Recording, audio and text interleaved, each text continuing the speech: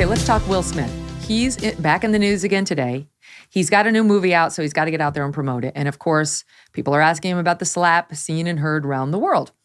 Well, this is an opportunity. I was on with my pal Paul Murray of Sky News Australia talking about this last night. This is, in my view, was an opportunity for him to say very simply and straight, I screwed up. I'm very sorry. I've apologized to Chris. I've apologized to my fellow actors. I apologize to the general public. And all I can tell you is that I'm embarrassed and I'll try to earn your forgiveness. That's it. That's all you got to say. Move on. They'll forgive you or they won't. That's period. Move right along. Instead, because I believe he did this because he was trying to make himself look like the big, bad, protective husband in this moment. That's why he did it in the first place. He tried to make the moment about him.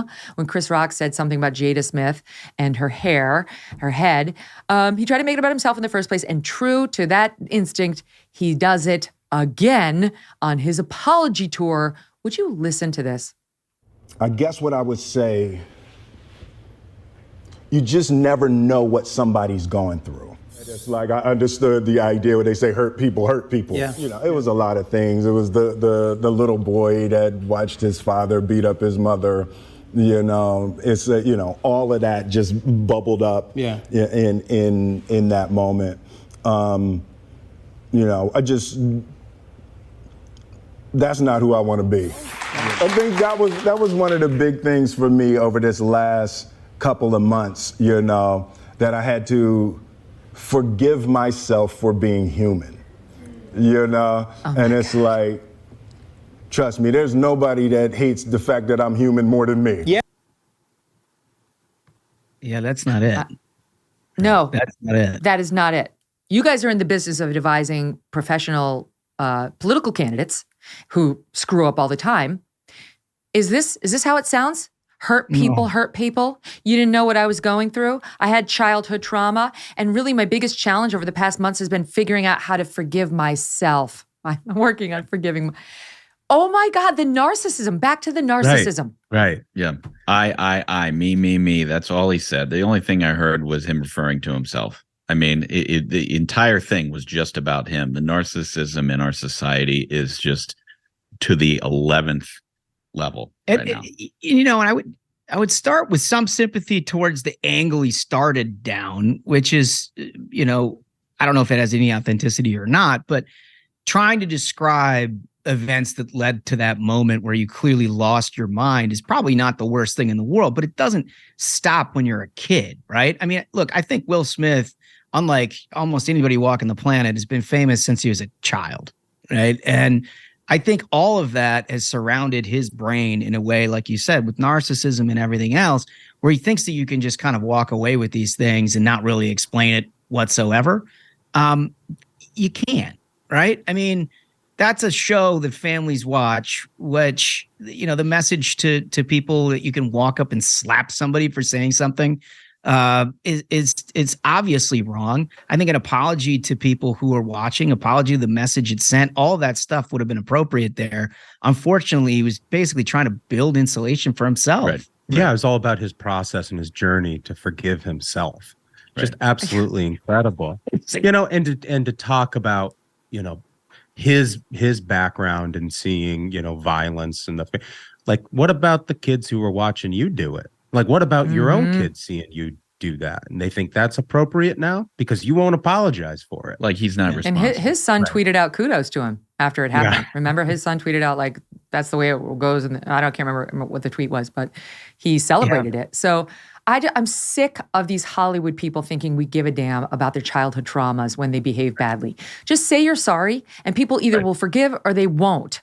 But I don't, you know, go tell it to your therapist. Go sit on the damn sofa for the guy who charges $700 an hour and work it out with him. I don't give a shit. You assaulted a guy and humiliated him who is just standing there doing his job. For what? For nothing. To boost your own ego. So I don't really care about your self-analysis or how hard it's been for you to forgive yourself.